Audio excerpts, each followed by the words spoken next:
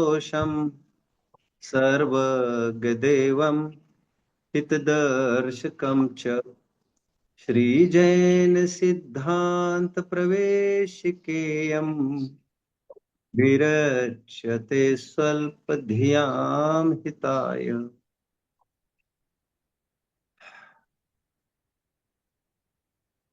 एक प्रश्न उपस्थित हुआ था एक श्राविका जी का। आई थिंक वे प्रेजेंट है श्राविका जी जिनका प्रश्न था। गुड गुड, शाबाश। तो उनका प्रश्न था कि द्रव्य गुणों का पिंड कहा जाता है, क्या दुर्गुणों का पिंड कहना किसी प्रकार संभव है?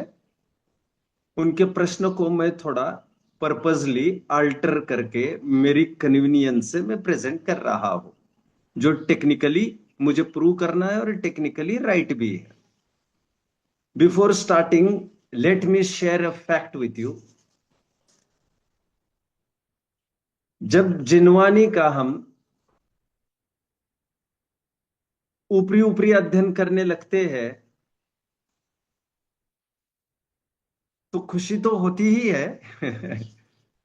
और ऐसा लगता है बड़ी सरल है जिनवानी। थोड़ी गहराई में जब उतरते हैं, देयर स्टार्ट्स कंफ्यूजन। ये ऐसा है, ये ऐसा है। बट और कुछ लोग वो अधिक पढ़ने का साहस नहीं करते, वे सोचते हैं कहाँ विकल्पों में उलझे, वे वहीं से बैकफुट पर लौटते हैं और कहते हैं हमें इतने मतलब की बात काफी है, और उसी में वे संतुष्ट से रहते हैं, नॉट संतुष्ट। तो उथल उथल अध्ययन से जो जिसको आनंद है, वो उथल अध्ययन का भी हो सकता है। जो जो गहराई में प्रवेश करते हैं, त्यों त्यों हमें न्यूमरस डाउट्स खड़े होते हैं। इतने प्रश्न खड़े होने लगते हैं कि ऐसा भी है, माय गॉड ये तो पता ही नहीं था, ऐसे तो पता ही नहीं था, और ये भी माने तो ये काउंटर अटैक कर रही है, तो एक दूसरों को विरोध कर रही है तो। और इसमें से फिर ये माने कि ये माने, इस पीड़ा से ही सातवां और आठवां अधिकार मोक्ष मार्ग प्रकाशक का लिखा गया है। खैर, मैं ये मानकर चल रहा हूं कि आप स्टार्टर्स हो, बिगिनर्स हो, मैं एकदम सरल भाषा में ही दूंगा आपको। जो भी ग्रंथ आधार दूंगा वो मेरी मजबूरी है, जिनको इग्नोर करना इग्नोर करे, और जिन्हें उन्हें स्टेपिंग स्टोन समझकर ऊंचाई को चढ़ने के लिए एक आलम्बन हस्तावलंबन के रूप में उसे तो लेना नहीं है। सुनाई दे रहा, आपका पेज कर दिया ना मैंने, लिख के दूं मैं वापस? Just colour it. क्या हो गया? आप मुझे सुन पा रहे हैं सभी जन? सुन पा रहे हैं? जी। ठीक है, ठीक है। मुझे लगा मेरे से तो ऐसा कौन बोल रहे हैं, मैंने कहा मैं थोड़ा डर गया। ठीक है। एनीवे, प्लीज आप सबको म्यूट कर दीजिए भाभी जी को बोल के, वहां पर तो डिस्टरबेंस नहीं होगा। तो म्यूट कर दो। फिर जब अच्छा किसी को बोलना हो तो उस समय में अपन खोल देंगे, फिर अंतिम 2 5 5 7 10 मिनट तो यू मैं कैन। ही हूँ होस्ट अभी तो फिलहाल। अभी तो मैं सबको म्यूट ही कर रही हूँ एंट्री पे, लेकिन अब बीच में जब बोलना नहीं होता है तो मैं रिक्वेस्ट करूंगी कि आप लोग स्वयं को अनम्यूट ना करें जब तक जब ठीक तक है, प्रश्न हो नहीं हो या उत्तर न इट्स देना प्लीज। Okay, it's okay. तो मैं थोड़ा सा इंट्रोड्यूस कर रहा हूँ, भूमिका जमा रहा हूँ। जब मैं टेक्निकल भाषा में बात करता हूँ अभी सेम बात को, जब तक कर्मेंद्रिय का विषय जिनवानियां हमारी बनती है तब तक वो मधुर लगती है, मधुर लगती है। अरे मधुर तो चार्वाक मत भी लगता है, तभी तो चार्वाक का नाम ऐसा है कि जो सुनने को अच्छा लगता है। धर्म की कोई बात प्रथम दृष्टि में सुनने को अच्छी ही लगती है, लेकिन जब वो विचार पक्ष में आ जाती है, कर्णेंद्रिय से हटकर जब वह मनेन्द्रिय का विषय बनती है, तब थोड़ी कठिनाई महसूस होने लगती है। और अक्सर 99% लोग यही से घूम जाते हैं और वो कहते बाबा इसमें नहीं उलझना, ये पंडितों की बातें हैं। कुछ लोग धाड़स करके, साहस करके उस वाहिनी को पार करने का जज्बा रखते हैं और आगे बढ़ते हैं और सी बेड में जाने की कोशिश करते हैं, तल को छूने की कोशिश करते हैं। तो वो जो आनंद आता है वो अद्भुत अद्भुत आता है। वो पहली स्टेज जैसा आनंद नहीं होता ऊपरी ऊपरी, उसका बखान नहीं हो सकता। मैं इसे टेक्निकल वर्ड में कहूं, कर्णेंद्रिय, मैं मेरे शब्दों को ढूंढ लूंगा। कर्णेंद्रिय विषय से हटकर मनेन्द्रिय विषय तक जाना, एंड थर्ड सेकंड फेज में यू कैन से, या third step you can say, मनेन्द्रिय से भी हटकर उसे अनुभूति का विषय बनाना, अनुभूति का विषय। तो कई जन कर्णेंद्रिय का ही विषय बनाते हैं, कुतूहलवश आगे भी बढ़ते हैं, बट 99% वहीं से घूम जाते हैं। और कई जन वहां पर रहते तो है, लेकिन वहां भी वे पार नहीं कर पाते। ऑन थर्ड स्टेज जो है अपनी, वो अनुभूति की स्टेज, वहां तक नहीं पहुंच पाने से उनको जैसा आनंद आना चाहिए तो वैसा नहीं आता। आज काफी बातें मैं ऐसी शेयर करूंगा आपसे, आज आपको लगने लग जाएगा ये तो बहुत कठिन बातें चल रही है। बट नथिंग टू वरी, ये सब कंपलसरी है, इसे ऑप्शनल कुछ भी नहीं डाला जा सकता यदि आपको सुख हासिल करना है तो लेट्स स्टार्ट। द्रव्य गुणों के समुदाय को कहते हैं या दुर्गुणों के समुदाय को कहते हैं? यह प्रश्न इसीलिए भी खड़ा हुआ क्योंकि हमें परिभाषा के रूप में यह सिखाया गया कि गुण समुदायो द्रव्यम। सर्वार्थ सिद्धि के 5वें अध्याय के दूसरे सूत्र की टीका में पूज्यपाद स्वामी, जब द्रव्य की चर्चा चल रही थी, द्रव्याणी ऐसा सूत्र है तत्वार सूत्र के 5वें अध्याय का दूसरा सूत्र, उस द्रव्याणी का द्रव्य की परिभाषा करने बैठे पूज्यपाद स्वामी 5वीं सदी के 1500 ईयर्स बैक। तो जब परिभाषा करने लिखे गए तो वो ये कह रहे हैं गुण समुदायो द्रव्यम इति, गुणों के समुदाय को द्रव्य कहते हैं। और उसी तर्ज पर हमें परिभाषा रटाई गई है एंड देयरफॉर प्रचलित भी हो गई है अभी कि गुणों के समूह को द्रव्य कहते हैं। अभी समूह कहो समुदाय कहो, one and the same thing है। अच्छा, किसे चलाना है किसे नहीं चलाना है यह तो अपने हाथ में होता है। अगेन अगेन, कौन सी परिभाषा को सुपरहिट करना किसको नहीं करना यह तो वक्ता डिसाइड करता, राइटर डिसाइड करता है। उसको जो जम जाए, जो सामयिक परिस्थिति होती है, परिस्थिति के अनुसार जो उसको मुख्य लगे करना, वो उसको मुख्य करके चलता है। इसीलिए आज हमारे बीच में यह परिभाषा मुख्य हो गई अभी कि गुणों के समूह को द्रव्य कहते हैं। और इसीलिए यह प्रश्न खड़ा हो रहा है फिर दुर्गुणों के समूह का क्या, और फिर दुर्गुण का अस्तित्व कहाँ है एक्चुअली। फिर यदि गुणों का ही समुदाय है तो क्या दुर्गुणों को स्थान नहीं है, और यदि है तो क्या वो अद्रव्य हो जाएगा? यह प्रश्न केवल इसलिए खड़ा हुआ है क्योंकि हमें जो प्रचलित और सुपरहिट परिभाषा है वो यही पता है, गुण समुदाय द्रव्यम। Now keep that definition aside, मैं दूसरी परिभाषा की तरफ आता हूं। कितने जन मुझे समझ रहे हैं वैसे? I want to know. आज सोम भैया भी जुड़े हैं जो बहुत ही अच्छे और अच्छे विद्यार्थी रहे हैं। सोम भैया, कोई प्रश्न हो तो बेहिचक आपको प्रश्न करने हैं और आप संकोच करेंगे ही नहीं। मुझे ऐसे श्रोता अच्छे लगते हैं जो बेहिचक प्रश्न पूछते हैं। लेकिन दूसरी परिभाषा भी हमारे सामने है, आपको पता होना चाहिए। उसी 5वें अध्याय के तत्वार सूत्र के शायद 34वां सूत्र होगा, 34-35 एकाध वहां हो सकता है। गुण पर्ययवत द्रव्यम, यह भी दूसरा सूत्र हमारे सामने आ गया कि गुण और पर्यायों के पिंड को द्रव्य कहते हैं। यह दूसरी परिभाषा है हमारे पास। यह सुपरहिट नहीं हो पाई, मतलब की नहीं, की नहीं गई। अभी कोई वक्त आएगा, राइटर आएगा और उसी को बार बार लिखेगा, बार बार घुटाई करेगा, तो फिर 50-60 साल बाद कभी कोई द्रव्य की परिभाषा पूछेगा तो वो गुणों के समूह को द्रव्य कहते हैं ये ना बोलेगा, वो बोलेगा गुण और पर्यायों के समूह को द्रव्य कहते हैं। बट स्याद्वाद से दोनों संभव है और दोनों की अपनी अपनी एक करेक्टनेस है। कौन कहां खड़ा हुआ है इससे तय होता है कि अभी इस समय में क्या युक्ति संगत है।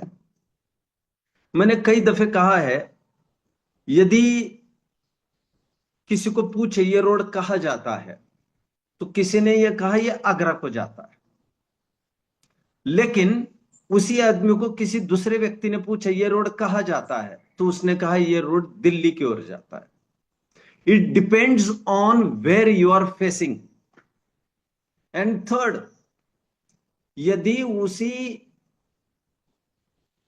उत्तर देने वाले को कोई नया आदमी पूछे ये रोड कहा जाता है, तो वो ये कहता है कि यह रोड दिल्ली आगरा रोड है, आपको कहा जाना है भाई साहब। तो 3 उत्तर आ गए, ये दिल्ली रोड है, ये आगरा रोड है और ये दिल्ली आगरा रोड है। ये सब उस पर डिपेंड करता है। उत्तर देने वाले के पास तो 3 उत्तर है, ये तो कौन किस संकट में फंसा है और किस दिशा में खड़ा रहकर पूछ रहा है उसके अनुसार उसे उत्तर मिलेगा। ठीक उसी प्रकार अभी मैं थोड़ी और टेक्निकल टर्म्स आपको बता देता हूं। जैसे मैंने कहा ये क्या है, तो किसी ने कहा ये लकड़ी है, किसी ने कहा ये लकड़ी का ब्लॉक है, सॉरी किसी ने कहा ये ब्लॉक है और किसी ने कहा ये लकड़ी का ब्लॉक है। 3 उत्तर हो गए। टेक्निकल टर्म्स में द्रव्य दृष्टि से देखो, द्रव्य दृष्टि से तो ये लकड़ी है, लकड़ी। द्रव्य स्थायी अंश को मुख्य करता है, नित्य अंश को मुख्य करता है। हर एक वस्तु नित्य अनित्यात्मक हुआ करती है। Permanency with change and change with permanency हर एक वस्तु का नेचर होता है। मैं अनादिकाल से भ्रमण करता रहा हूं, उसमें मैं कायम है। इसलिए तो आज मैं विचार कर रहा हूं इन बातों पर। मेरी इतनी अतीत बेकार पर्याय रही, क्या मुझे आगे की पर्याय संवारनी सजानी नहीं है? क्या मुझे सुंदर होने का कुछ भी राग नहीं उमड़ रहा है? तो मैं ही पुरुषार्थ पूर्वक मेरी ही वर्तमान और भविष्य पर्याय को सुरक्षित रखने के लिए मैं यत्न कर रहा हूं। मतलब मैं स्थायी तत्व हूं और अस्थायी तत्व जो बीत चुका और अस्थायी तत्व जो आने वाला है उसको देखकर मैं स्वयं का एप्लीकेशन करता रहता हूं। एनीवे, फिर से मैं ये कह रहा हूं, एक वस्तु को द्रव्य दृष्टि से देखा जा सकता है जिसमें स्थायी अंश दिखता है, पर्याय दृष्टि से देखा जा सकता है जिसमें अस्थायी अंश दिखता है। लोक में भी पर्याय का मतलब अस्थायी होता है। लोक में कहते हैं इसका कोई पर्याय है, मतलब इसका कोई विकल्प है, इसका कोई ऑप्शन अल्टरनेट है, इसका कोई सब्स्टिट्यूट है। मतलब जो उत्पाद और व्यय होता है, उत्पन्न होते और नष्ट होते हैं, वो पर्याय इसीलिए उसे पर्याय टर्म है, क्योंकि वो उत्पन्न होती है और नष्ट होती है। एनीवे, पर्यायर्थिक नय से देखो तो उत्पन्न होने वाला और नष्ट होने वाला तत्व दिखता है। द्रव्यार्थिक नय से देखो तो एक स्थायी तत्व दिखता है। बट इन दोनों का तालमेल बिठाने वाला घर का ग्रैंड पर्सन होता है, मुख्य प्रधान पुरुष होता है, उसका काम होता है वो तालमेल बिठाए, कोऑर्डिनेशन कराए, कोऑर्डिनेशन। क्योंकि जब भी बात एक तरफ खींची जाएगी वो परिवार टूटेगा, समाज टूटेगी, सब बिखर जाएगा और बिखरने में कोई सार नहीं है। इसीलिए वो प्रमाण क्या करता है? प्रमाण वस्तु को ऐसा डिफाइन करता है, भैया ये भी है ये भी है, हमारे लिए ये भी जरूरी है ये भी जरूरी है। जहां काम आए सुई, कहा करे तलवार। रहीम कहते हैं रहीमन देखी बड़न को, लघु न दीजिए डार, जहां काम आवे सुई, कहा करे तरवार। जब बड़ा बड़ा सर्कल हमारा होने लग जाए तो रहीम ये कहते हैं उन छोटों को नहीं भूलना चाहिए जो कभी उपकारी रहे हैं, क्योंकि जहां पर छोटे काम आ सकते हैं वहां पर बड़े काम में नहीं आते हैं। ठीक उसी प्रकार प्रमाण क्या करता है? प्रमाण वह वस्तु को ऐसी डिफाइन करता है कि वो नित्य भी है, अनित्य भी है। इस प्रकार द्रव्य को तीन प्रकार से डिफाइन किया जा सकता है। कितने जन मुझे समझ रहे हैं? शाबाश शाबाश। ठीक है, मैं थोड़ा विस्तार कर रहा हूं अधिक, I am knowing that, but मुझे पता नहीं है कौन कितने पेस में है, कौन कितना बिगिनर है। आई एम सॉरी, किसी को ऐसे भी लग रहा होगा पिस्ट पेशेंट जैसा, वे हौसला रखे थोड़ा सा। और अभी जो आने वाली कठिनाई है उसको साहस से सामना करिएगा आगे। एनीवे, तो दो परिभाषाएं द्रव्य की हमारी हुई। एक तो गुणों के समुदाय को द्रव्य कहते हैं, और एक तो गुण और पर्याय के समुदाय को द्रव्य कहते हैं। ये दो परिभाषाएं we have with us now. Now यदि हम डिराइव करना चाहे, यदि हम सिद्ध करना चाहे तीसरी परिभाषा परिशेष न्याय से, तो वो तीसरी परिभाषा कौन सी हो सकती है? जैसे फॉर एग्जाम्पल अभी का प्रश्न था, ये दिल्ली रोड है, एक बात आपके सामने है। दूसरी बात यह है ये दिल्ली आगरा रोड है, और तीसरी क्या पॉसिबिलिटी हो सकती है? यह आगरा रोड है। तीन पॉसिबिलिटी, मतलब दो पॉसिबिलिटी से तीसरी पॉसिबिलिटी अपने आप प्रूव हो रही है। उसी प्रकार द्रव्य की दो परिभाषा हुई। एक परिभाषा गुणों के पिंड को द्रव्य कहते हैं, दूसरी परिभाषा गुण और पर्याय के पिंड को द्रव्य कहते हैं। उससे तीसरी परिभाषा क्या डिराइव होती है? कोई मुझे हेल्प करेगा? प्रमाण नैवत द्रव्यम। नहीं, पहली परिभाषा गुणों के पिंड को द्रव्य कहते हैं, दूसरी परिभाषा गुण और पर्याय के पिंड को द्रव्य कहते हैं। तीसरी परिभाषा क्या संभव है? पर्याय के प्रम- समूह, पर्याय के पिंड को द्रव्य। Right right right. मैं आपको कहना चाहता हूं, जिसे फुर्सत होगी वे आज होमवर्क दे रहा हूं मैं। जैनेन्द्र सिद्धांत कोश भाग 2 पेज नंबर 454 होगा, एक हाथ दो यह हुआ होगा। उस पेज पर आप देखेंगे तो वहां पर धवल ग्रंथ का आधार देते हुए, श्लोक वार्तिक ग्रंथ का आधार देते हुए वहां पर तीसरी परिभाषा को बता रहे हैं। पर्यायों के पिंड को द्रव्य कहते हैं, और इस परिभाषा को पर्यायों के पिंड वाली, पर्याय के पिंड को द्रव्य कहते वाली परिभाषा को टोडरमल जी ने खूब इस्तेमाल किया। निश्चयाभासी के प्रकरण में किया और उभयाभासी के प्रकरण में किया।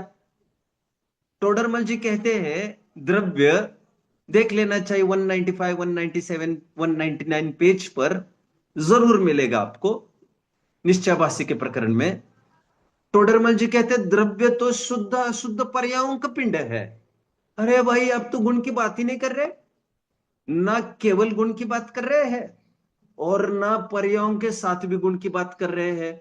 आप तो द्रव्य को परिभाषित कर रहे केवल पर्यायों की ओर से। बट लॉजिकली यह बात जमती है ना? मौसमी को कैसे डिफाइन करेंगे? मौसमी क्या है? मौसमी में क्या होता है सोम भैया? मौसमी में क्या होता है? ऑरेंज लेमन में क्या होता है? भी रस होता है। रस होता है, रस। Good good good. लेकिन दूसरी तरफ से देखो तो क्या होता है? हम रस के प्रयोजनार्थी है, इसलिए हम कहते रस है। लेकिन जिनको रस में कोई रस नहीं है उनको तो यह लगेगा कि आम क्या है? गुठलियों का पिंड है। देखो सुनो, जिसको देखो देखो, मैं एक एग्जांपल देता हूं, थोड़ी खींचेगी बात बट 2-3 मिनट मैं फटाफट बोल देता हूं। एक डॉक्टर था, पुराने जमाने का एक वैद्य था, और उसने वो गांव गांव जाते थे और पेशेंट्स को अटेंड करते थे। पहला जमाना जब गांव गांव जाते थे वैद्य। एक बार वो अपने असिस्टेंट को लेकर एक गांव में प्रवेश कर रहा था, तो असिस्टेंट ये बोला कि इस गांव में हमें कोई मरीज नहीं मिलेंगे साहब। तो उन्होंने कहा क्यों? तो उन्होंने कहा देखो ना, नींबू ही नींबू के पेड़ पौधे लगे हैं यहाँ पर एंट्रेंस पर, जहां पर नींबू है वहां पर आदमी बीमार पड़ ही नहीं सकता। तो डॉक्टर ने उसको एक मतलब की बात कही। डॉक्टर ने यह कहा कि नींबू का जो रस है वह जितना हेल्पफुल है, नींबू के बीज उतने ही हार्मफुल है। लोगों को यही नहीं पता कि नींबू के नाम पर क्या सेवन करना चाहिए। तो दो अंश है नींबू के। तो नींबू को कोई पूछे ये हेल्पफुल है क्या हार्मफुल है, यह तो तय करेगा कंटेंट से, तय करेगा कंटेंट। जो आज तक हेल्पफुल कहते आ रहे हैं वो जूस की तरफ से कहते आ रहे हैं। एनीवे कम बैक, हमारे सामने द्रव्य की तीन परिभाषा हुई। एक गुणों के पिंड को द्रव्य कहते हैं, ये द्रव्य दृष्टि से बोला गया। प्रमाण की दृष्टि से देखा गया, गुण और पर्याय के पिंड को द्रव्य कहते हैं। लेकिन यदि इसे पर्यायिक दृष्टि से देखा जाए तो इसे डिफाइन किया जाएगा, पर्याय के पिंड को द्रव्य कहते हैं। तीन परिभाषाएं हमारे सामने आकर खड़ी है। अभी कितने जन फॉलो कर रहे हैं इसे? बस इस तीसरी परिभाषा का हमें बड़ा बड़ा लाभ होने वाला है। अभी अभी डायरेक्ट प्रश्न पर आता हूं मैं कि द्रव्य गुणों का पिंड है या दुर्गुणों का पिंड है। देखो, द्रव्य को परिभाषित करना हो यदि, तो द्रव्य तो गुणों का पिंड है, ये द्रव्यार्थिक नय से हमने परिभाषित किया। सेकंड अप्रोच, पर्यायों के पिंड को जब हम द्रव्य कहेंगे, कहते ही है, तो पर्याय सांसारिकी कौन सी चल रही है? सांसारिकी पर्याय शुद्ध चल रही है या अशुद्ध चल रही है? शुद्ध पर्याय। पार्डन? अशुद्ध पर्याय चल रहा अशुद्ध अशुद्ध अशुद्ध। तो बेहिचक आपको यह कहना चाहिए कि द्रव्य तो अशुद्ध पर्यायों का पिंड है। किनका किनका? सांसारियों का, सांसारियों का। क्योंकि उसमें राग द्वेष है। यदि मिथ्या दृष्टि हो तो मिथ्या दृष्टि है, यदि छद्मस्त है तो राग द्वेष है, यदि मिथ्या दृष्टि है तो मिथ्यात्व भी है, यदि छद्मस्त है तो राग द्वेष भी है, मतलब मिथ्या दर्शन भी है, अचारित्र भी है, और यदि मिथ्या दृष्टि होगा तो मिथ्या ज्ञान भी है। मतलब मिथ्या ज्ञान भी है, मिथ्या दर्शन भी है, और असंयम अचारित्र भी है उसके पास। मैं अभी मिथ्या चारित्र सीधा नहीं कह रहा हूं। तो ये तीनों विकृत अवस्था है, तो हम यही कहेंगे अरे अरहंत भी सांसारी तो है ही, उनमें भले ही राग द्वेष नहीं है, लेकिन है तो, अभी मुक्ति दीदी 2-3 दिन पहले कह रही थी, उनके भी आश्रव होता है। आश्रव किनके? अरहंतों, अरहंतों के भी आश्रव होता है। आश्रव बंद भी कह सकते हो थोड़ी देर के लिए, मतलब वे भी बंधन में है अभी, और जकड़नों में है अभी भी, और छूटना चाहते हैं। तभी सिद्धावस्था हमारे लिए आइडियल अवस्था है। एनीवे कम बैक, मैं ये कह रहा हूं कि मतलब दुर्गुणों का भी पिंड सिद्ध हो रहा है और गुणों का पिंड भी सिद्ध हो रहा है। अभी नेक्स्ट, लेकिन आपको थोड़ी सी एक बात समझ में आनी चाहिए। तीसरी भी बात मैं सिद्ध करता हूं। क्या हम शुद्ध पर्यायों का पिंड है और अशुद्ध पर्याय का पिंड है, ये सिद्ध कर सकते हैं सांसारी में? हाँ, सिद्ध कर सकते हैं। हमारी कुछ पर्याय, अस्तित्व गुण, वस्तित्व गुण, द्रव्यत्व गुण, प्रमेयत्व गुण, इनका कभी भी अशुद्ध परिणमन नहीं होता है। स्पेशली जो सामान्य गुण है, सामान्य, उनकी मुख्यता से स्वाभाविक परिणमन ही होता है। मुख्यता से शब्द का प्रयोग इसीलिए किया क्योंकि प्रदेशत्व गुण है ना, प्रदेशत्व गुण, उसका तो वैभाविक परिणमन हो रहा है। बट अस्तित्व गुण, वस्तुत्व गुण, द्रव्यत्व गुण, ये पढ़ा है आप लोगों ने 6 सामान्य गुण। जैसे अस्तित्व गुण है, अस्तित्व गुण, उसका विकारी परिणमन यदि होगा तो उसकी नास्ति होनी पड़ेगी द्रव्य की, और ऐसा कभी भी संभव नहीं है। तो द्रव्य है तो वह रहेगा ही। द्रव्य जानने में आता है प्रमेयत्व गुण के कारण, तो निरंतर जानने में आ रहे केवली के। यदि प्रमेयत्व गुण का विकारी परिणमन हो जाए और वो अप्रमेयत्वपना आ जाएगा यदि उसमें, तो भगवान कैसे जानेंगे उस द्रव्य को? द्रव्य को आपत्ति आएगी, ये छोड़ो, आपत्ति तो भगवान के सर्वज्ञता पर आएगी, उनको धड़ाम नीचे आना पड़ेगा। खैर, मैं तो आपको यह कह रहा हूं कि तीनों बातें सिद्ध कर पा रहे हैं हम कि द्रव्य गुणों का पिंड है। ध्यान से सुनना मैं जो कह रहा हूं। द्रव्य अशुद्ध पर्यों का पिंड है और द्रव्य शुद्ध अशुद्ध पर्यों का पिंड है, जो टोडरमल जी कहे जा रहे हैं। अच्छा, मैं आपको एक प्रश्न पूछता हूं, क्या सिद्धों को शुद्ध अशुद्ध पर्यों का पिंड कहा जा सकता है? आह, आह। नहीं, शुद्ध गुणों का पिंड। अभी ध्यान से सुनना जो मैं कह रहा हूं। टोडरमल जी की परिभाषा तो सर्वव्यापक बैठना चाहिए। सिद्धों को भी शुद्ध अशुद्ध पर्यों का पिंड कहा जाएगा। वो कैसे? वो ऐसे, क्योंकि सिद्ध भगवान की एग्जिस्टिंग पर है, वर्तमान पर है, तो शुद्ध ही चल रही है। समकित सुदर्शन ज्ञान अगुरु लघु अवगाहना सूक्ष्म वीर जवान निराबाद गुण सिद्ध के, ये गुण तो सब स्वाभाविक बता रहे हैं। उनके अनंत गुणों का शुद्ध परिणमन हुआ है, ये बात सही है। लेकिन ये वर्तमान पर्याय की बात है। यदि हम सिद्धों को माला की तरह देखें, माला की तरह, चेन की तरह, चेन की तरह, क्योंकि जैसा मैंने अभी कहा, हर एक द्रव्य एक चेन है, एक पर्यायों का पिंड है, पर्यायों का पिंड। तो यदि हम पर्यायों के पिंड के रूप में देखें तो पूर्व पर्याय सिद्ध कभी निगोदी भी थे, अनादि से। अनादि से तो सभी जीव निगोदी में ही है। कभी नरक में भी गए होंगे, कभी दुर्गति भी हुई होगी उनकी, आदि आदि। तो पूर्व पर्याय सिद्धों की वे तो अशुद्ध ही थी। तो यदि सभी पर्यायों का कलेक्शन द्रव्य है, तो व्हाई नॉट, ऐसा क्यों नहीं कह सकेंगे हम कि सिद्ध भी शुद्ध अशुद्ध पर्यायों का पिंड है? सोम भैया की मम्मी समझ रही है? जी पंडित जी। अच्छे से समझ रहे क्या? हाँ में हाँ मिला रहे? नहीं नहीं, अच्छे से समझ। और मेरे ऊपर दया मत करो कि ये इतना गला फाड़ फाड़ के कह रहे, तो हाँ में हाँ मिला तो भैया बुरा लगेगा। जी नहीं, समझ रही हूँ।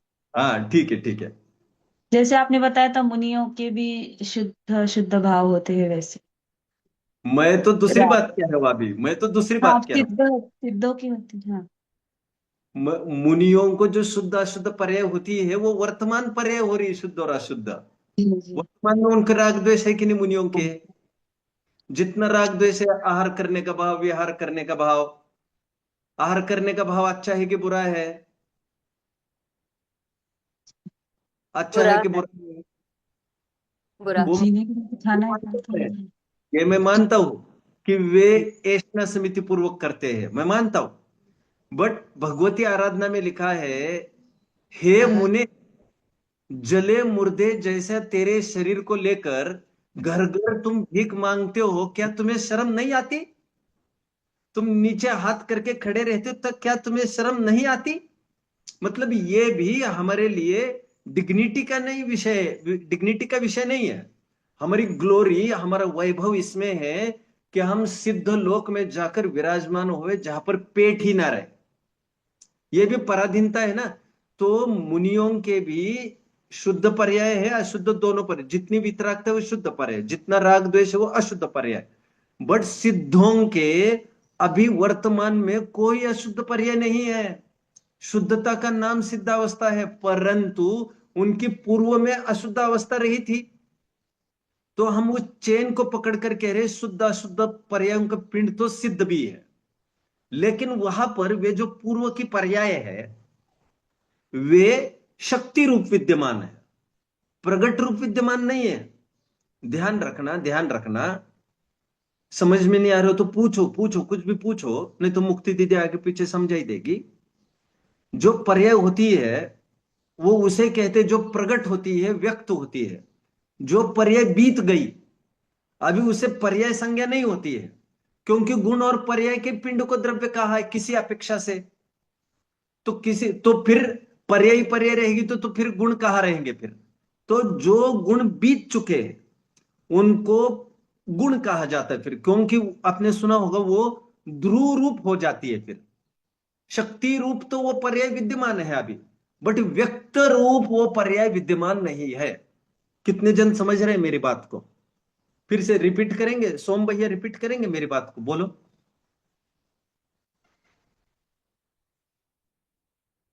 मैं ये ओके मैम।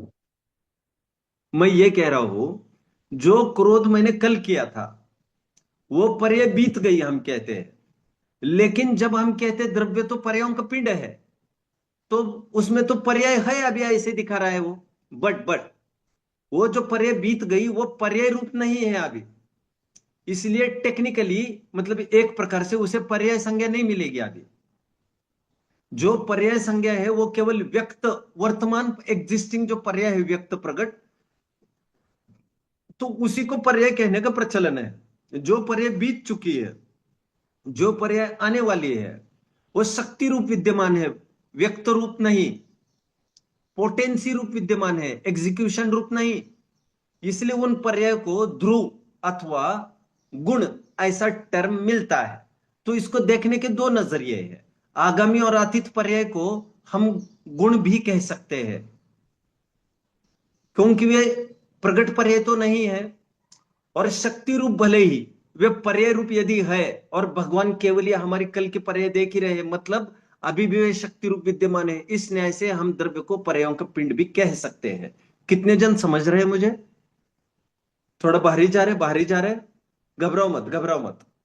मैं और भी कुछ बातें करूंगा जो कर रहा हूं, अभी भी मेरे पास 15 मिनट तो है ही है। और एक बात कहता हूं, जो प्रश्न आया है श्राविका जी का कि उसको दुर्गुण क्यों कहा फिर, और आप अशुद्ध पर्याय को दुर्गुण का पर्यायवाची मानकर बोल रहे हैं। आप समझ रहे हैं मेरी बात को? सोम की मम्मी समझ रही है? लेकिन मैं जी। एक बात बता दूं, और एक बात बता दूं मैं, और एक नियम है। शुद्ध पर्याय को गुण कहने का प्रचलन है, और अशुद्ध पर्याय को दुर्गुण कहने का प्रचलन है।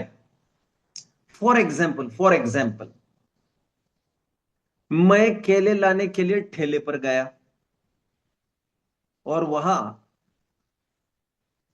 एक तरफ काले पड़े हुए केले रखे गए थे, काले चलित रस अभक्ष, और एक तरफ रायपंड केले थे, मतलब पके हुए, मतलब रेडी टू ईट वाले केले थे। तो ठेले पर दो प्रकार के केले हैं। उसने कहा ये 10 रुपए किलो और ये 20 रुपए किलो।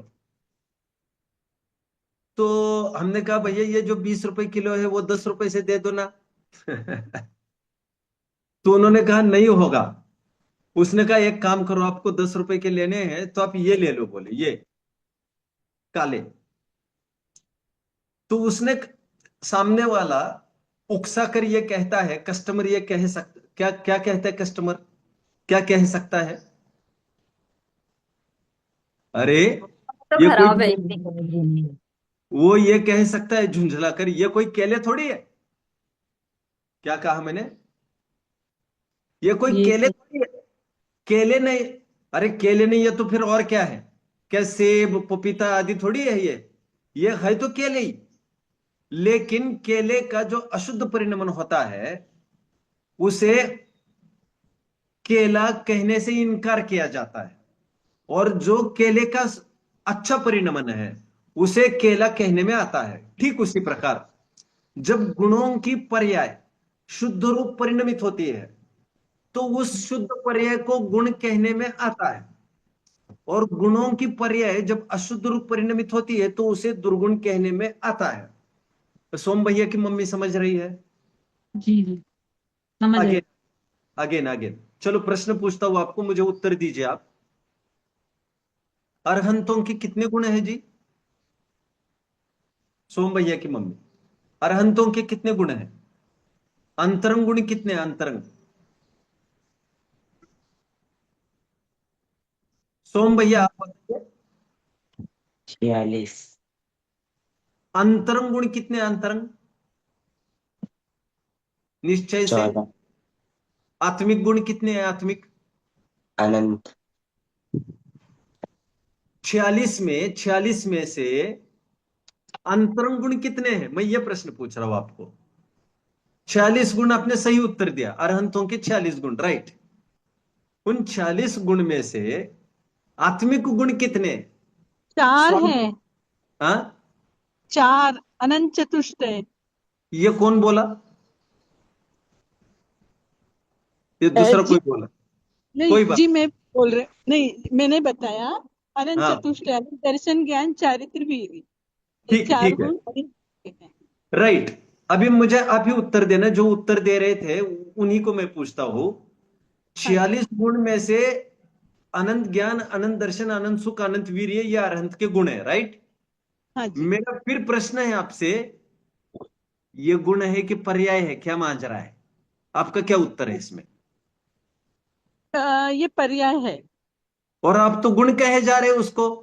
इसका मतलब ये हुआ, जो स्वाभाविक परिणमन होता है, निर्मल परिणमन होता है, गुणों का जब शुद्ध परिणमन होता है, गुणों का जब शुद्ध परिणमन होता है, तो उसे शुद्ध पर्याय कहना चाहिए कायदे से, बट उसे उपचार से गुण कहा जाता है।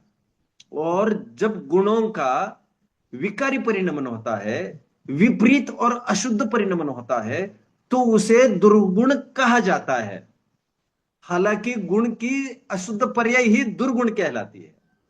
तो हेंस मैंने यह सिद्ध किया है, जो कहा जाता है द्रव्य को कि दुर्गुणों का पिंड, वहां पर दुर्गुण का अर्थ अशुद्ध पर्याय ऐसा लेना है, और वे अशुद्ध पर्याय गुणों की ही होती है।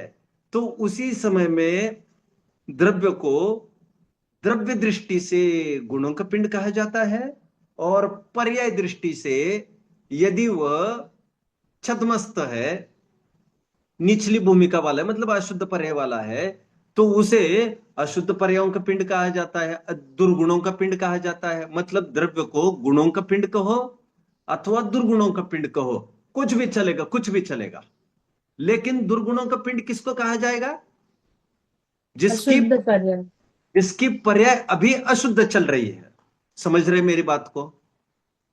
समझ रहे हैं? मैं और एक टेक्निकल बात कह रहा हूं आपको, और एक टेक्निकल बात कहता हूं। आपको थोड़ी अटपटी लगेगी, कठिन लगेगी, इसलिए मैंने जो भूमिका जमाई थी प्रारंभ में, जो जो हम ज्यादा पढ़ने लगते थोड़ी कठिनाई महसूस होने लगती है, लेकिन उस कठिनाई से नहीं डरना चाहिए। गुण की एक परिभाषा आलाप पद्धति में की है, आलाप पद्धति में। वहां पर क्या किया मालूम? गुण्यते पृथक क्रियते इति गुणा। क्या? जो द्रव्य को पृथक पृथक दिखाए उसे गुण कहते हैं। मतलब ये ज्ञान है, ये दर्शन है, सुख है, ये वीर्य है, ये अस्तित्व, वस्तुत्व, भिन्न भिन्न प्रकार का दिखाते हैं, उसे गुण कहते हैं। बट द्रव्य को पृथक पृथक दिखाने का काम क्या गुण ही करता है? और कौन सा जरिया है जिसके जरिए द्रव्य पृथक पृथक दिखता है? मुझे जरा कोई बताएगा? पर्याय भी पृथक का या बताते ऐसे हैं। शाबाश, मजा आ गया, अब मजा आ गया, अब मजा आ गया। तो उस न्याय से मैं होमवर्क दे रहा हूं आपको, तत्वज्ञान भाग 2 की विवेचिका, गुणस्थान पाठ, गुणस्थान। तो उस गुणस्थान पाठ को आप पढ़िएगा, कल्पना बहन जी का। उसमें उन्होंने इस बात को सिद्ध किया है कि गुण का मतलब कोई द्रव्य गुण पर्याय वाले गुण नहीं होता है। कभी कभी पर्याय को भी गुण कहते हैं। क्यों क्यों?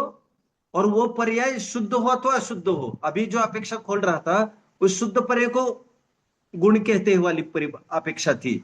अभी दूसरे में कह रहा हूं, पर्याय शुद्ध हुआ तो अशुद्ध हो, उससे फर्क नहीं पड़ता। वो भिन्न भिन्न दिखा रहे द्रव्य को, गुण्यते पृथक क्रियते इति गुणा, तो उसे गुण ही कहते हैं। अपेक्षा है, सब बहुत अपेक्षा है। और एक बात, गुणस्थान का एक पर्यायवाची नाम क्या है? कोई बताएगा?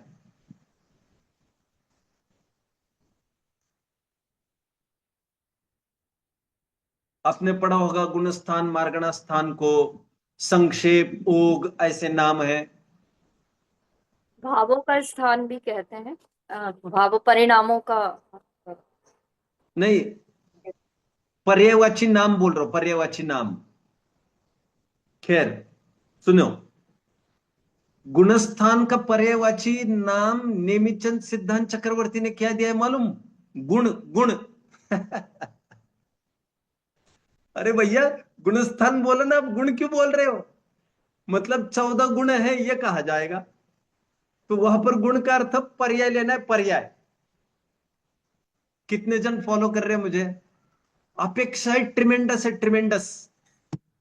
मतलब कभी पर्याय को भी गुण कहा जाता है, कभी गुण को भी पर्याय कहा जाता है। अच्छा, और एक बात, कभी कभी गुण को भी पर्याय कहा जाता है। कैसे? आप जानते हो पर्याय का एक नाम है क्रम भावी पर्याय। कितने जन जानते हैं इस बात को?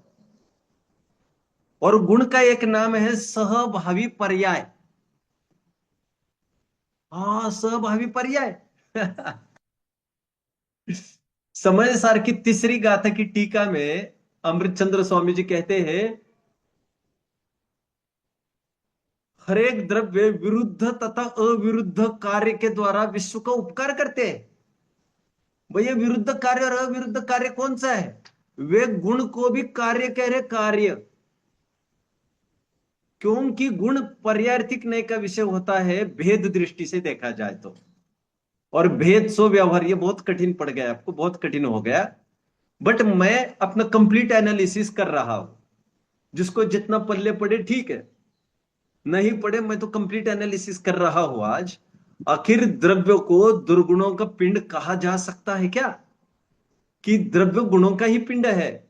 और मैं ये सिद्ध करने में लगा हुआ आज कि हां, स्यादवाद से सब मुनासिब है, स्यादवाद को सब मंजूर है। गुणों का पिंड कहते हो तो ये तो सभी द्रव्यों में घटित होगा, 6 द्रव्य में, और जीव में बाल गोपाल सबको, निगोद से लेकर सिद्ध तक, और यह द्रव्यार्थिक नय का कथन होगा। बट यदि आप द्रव्य को दुर्गुणों का पिंड कहेंगे तो यह केवल जीव और पुद्गल में ही घटित होगा। पुद्गल में भी स्कंदावस्था में ही घटित होगा, और जीव में भी सांसारावस्था में ही घटित होगा, छद्मस्तावस्था में ही घटित होगा। ये सिद्धों में तो घटित नहीं होगा। और सिद्धों में जो घटित होने की अपेक्षा है वो न्यारी है, वो अतीत अनागत पर्यायों को मिलाना पड़ेगा। लेकिन जनरली अभी अभी वो बात नहीं थी, इसलिए मैंने लेकिन वो भी हाईलाइट कर दिया। तो जब भी कहा जाता है द्रव्य में तो दुर्गुण दुर्गुण भरे हैं, और अच्छे अच्छे विद्वान ये कहने में लग जाते हैं, अरे द्रव्य तो गुणों का पिंड है, दुर्गुणों का दुर्गुण तो है ही नहीं उसमें। तो वो ये कहना चाहता है, क्योंकि कायदे से दुर्गुण तो है ही, गुणों के ही अशुद्ध परिणमन को तो दुर्गुण कह रहे हैं। लेकिन वो ये कहना चाहता है वर्तमान जो अशुद्ध पर्याय चल रही है उसको इग्नोर करो, गौण करो। मैं त्रिकाली अनादि निधन वस्तुएं भिन्न भिन्न अपनी मर्यादा लिए हुए परिणमित होती है। कोई द्रव्य किसी द्रव्य के अधीन नहीं है, कोई द्रव्य किसी को परिणमन करा सकता नहीं है। ऐसी वस्तु स्वातंत्र का भान होगा जब यह भान होगा अमूर्तिक प्रदेशों का पुंज, प्रसिद्ध ज्ञानादि गुणों का धारी अनादि निधन वस्तु आप है। यह जब ख्याल में आएगा मैं तो ज्ञानानंदमय हूं, मेरे तो कुछ भी घटता बढ़ता नहीं है, ऐसा समझ में आते ही जब हम फोकस करेंगे अपने त्रिकाल स्वभाव पर, तो अपने आप जो दुर्गुण अर्थात अशुद्ध पर्याय पर्याय में चल रही है वो अपने आप हट जाएगी, और वे पर्याय तब्दील हो जाएगी, शुद्ध रूप परिणमन हो जाएगी, सुखी सुख की प्राप्ति होगी। तो ये मेरा उत्तर है। अभी जैसे हम सुख कहते हैं तो सुख के 2 अर्थ हो गए। एक तो सुख नामक गुण हो सकता है, या तो सुख नाम की, या तो सुख गुण की स्वाभाविक परिणमन शुद्ध परिणमन हो सकता है, क्योंकि सुख गुण का ही वैभाविक परिणमन दुख है। सोम भैया, आप समझ रहे हैं मेरी बात को? बहुत अच्छा। मम्मी कम समझ रही होगी तो बाद में समझा देना। सुख गुण, ऊपर ऊपर लिखो सुख, उसके दो ब्रांचेस बनेंगे, सुख और दुख। तो सुख गुण की ही दो अवस्था है, सुख भी और दुख भी। तो लोगों को लगेगा ये भी सुख ये भी सुख, ऐसे कैसे सुख हो जाएगा ये? अरे एक तो सुख गुण है, और दूसरा जो सुख लिखा है नीचे वो स्वाभाविक परिणमन है, उसका निर्मल परिणमन है, जो चतुर्थ गुण स्थान से सम्यक दृष्टि को, आत्मानुभवी को, आपको, हमको, जो घर गृहस्थी से भिन्न अपने शुद्ध तत्व को देख लेते, अनादि निधन स्वयं को ज्ञानानंदमयी देख लेते हैं, पर्याय से पार जो अनुभव करते, श्रद्धान करते हैं, उसे चतुर्थ गुण स्थान से पर्याय में भी सुख है ऐसा कहा जा सकता है। और वो सुख बढ़ता रहता है, बढ़ता रहता है, और अरहंत अवस्था में अनंत सुख होता है, 11वें गुण स्थान में पूर्ण सुख होता है, अरहंत अवस्था में 13वें गुण स्थान में अनंत सुख होता है, और सिद्ध भगवान के, गुण स्थानातीत भगवान के, फिर वो अव्यपात सुख हो जाता है।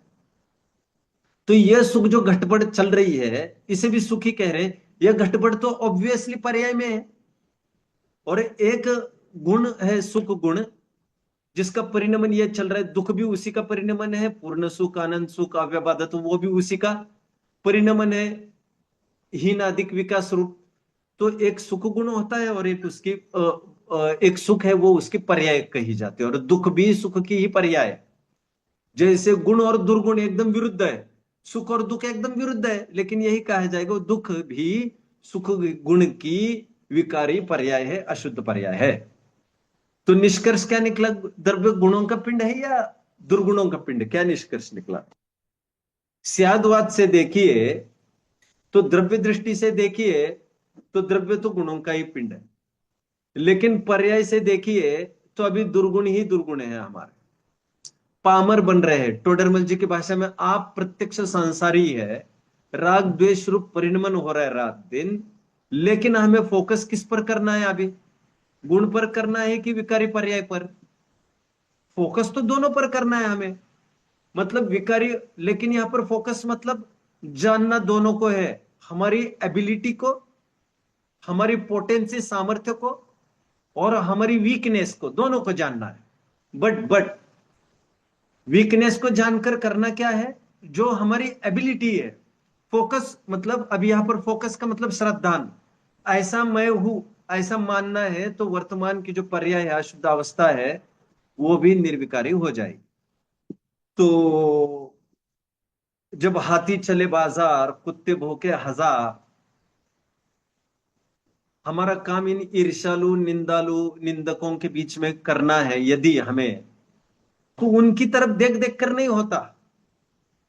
कुत्ते भौंकते हाथी की तरफ, तो हाथी पलट पलट कर नहीं देखता, यदि देखता रहेगा तो कुत्ते में और उसमें कोई फर्क नहीं रहेगा। ठीक उसी प्रकार हाथी तो मस्त अपनी चाल चलता है, पीछे मुड़कर नहीं देखता, भाव नहीं देता कुत्तों को। ये जो अशुद्ध पर्याय है हमारे जीवन में दुख की, वे इन कुत्तों की भांति है, वो भौंकती रहती है, परेशान करती रहती है। परेशान वही होता है जो पर्याय को बार बार मुख्य करता है। ज्ञानी क्या करता है?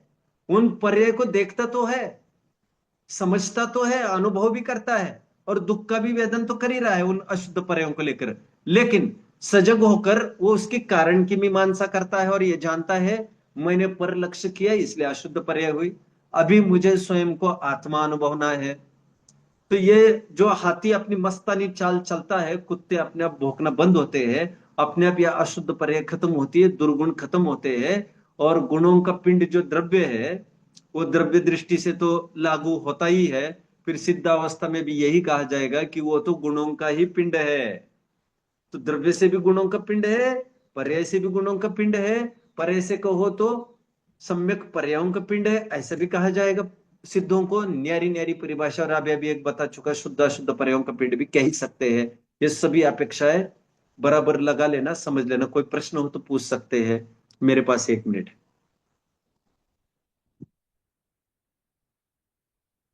आपको समाधान हुआ है थोड़ा बहुत? मतलब ये हाँ, दुर्गुणों को हम सही करके गुणों में एडिशन होता है, तो गुणों का ज्यादा संख्या होने के कारण गुण कह सकते हैं द्रव्य को, ऐसा है ना? इसको भी हम परिणमित करते हैं दुर्गुणों को सगुण, सगुण नहीं, गुणों में। दुर्गुण को सगुण रूप परिणमन करने का भी अर्थ क्या होता है? क्योंकि जो दुर्गुण चले गए, पर्याय चली गई, अब उनको तो चेंज नहीं किया जा सकता। हाँ। गुणों को गुणों में तब्दील करने का मतलब, जो पर्याय चली गई है दुर्गुण की, मतलब अशुद्ध पर्याय की, उनको नहीं बदलना है, ना बदल सकते, चली गई। वर्तमान और भावी पर्यायों को, स्पेशली वर्तमान पर्याय को गुण रूप परिणाम, मतलब शुद्ध पर्याय रूप परिणाम ना, उसी को कहते हैं। अभी अशुद्ध पर्याय थी, वो शुद्ध हो गई। कायदे से वो पर्याय जो हुई है उसको नहीं किया जा सकता, लेकिन परंपरा अपेक्षा से बोला जा रहा है कि जो हाँ ये अशुद्धता थी वो अभी शुद्ध रूप परिणमित हो गई। क्योंकि जो पर्याय चली गई वो तो चली गई, उसको क्या शुद्ध करेंगे? जो आगामी आने वाली है वो अभी शुद्ध शुद्ध रूप परिणमित हो, यह हमारी मनसा हुआ करती है, तो इसलिए बोला जाता है। Is it clear to everyone? तो it's okay now, it's okay, ठीक है, अच्छा। ओम, ठीक है, हाँ।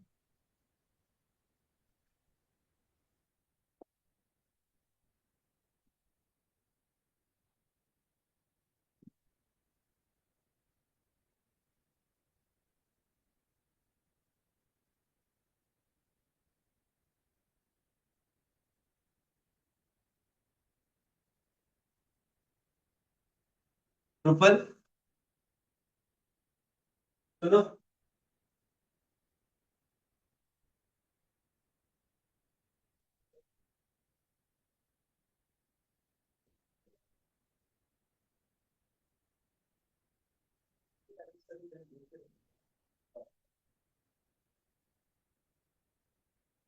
हो गया।